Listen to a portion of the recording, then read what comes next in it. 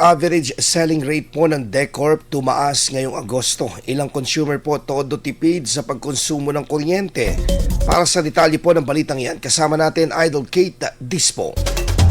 104.7 IFM Report! Masakit umano sa bulsa at budget nila Kuya Joey kapag naaabot ang mataas ang bill ng kanilang kuryente kaya dumidiskarte sila sa loob ng bahay kung papaano makatitipid sa pagkonsumo ng enerhiya.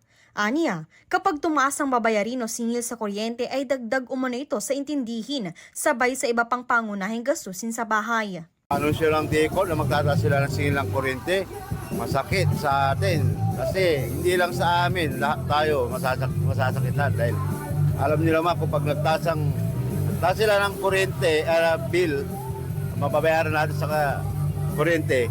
Pero pag mag-rollback sila, sentimo lang.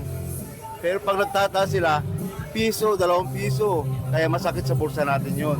Sa abiso ng Dagupan Electric Corporation o DECORP, tumaas ang kanilang average selling rate ngayong Agosto sa 12.59 pesos kada kilowatt-hour kumpara sa 12.31 pesos kada kilowatt-hour noong nakaraang buwan.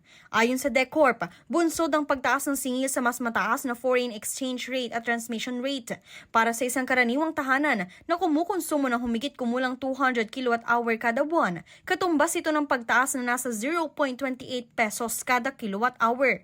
Samantala, nananatiling hindi nagbabago mula noong 2015 ang distribusyon, supply, and metering charges ng DECORP. Hinimok naman ng kooperatiba ang mga consumer na patuloy na magsagawa ng mga hakbang sa pagtitipid ng kuryente upang makatulong sa pagkontrol ng konsumo at buwan ng gastusin sa kuryente. Kasama mo mula rito sa IFM News Dagupan, ako si Idol Kate Dispo. Tatak, IFM. IFM News. IFM News. IFM News.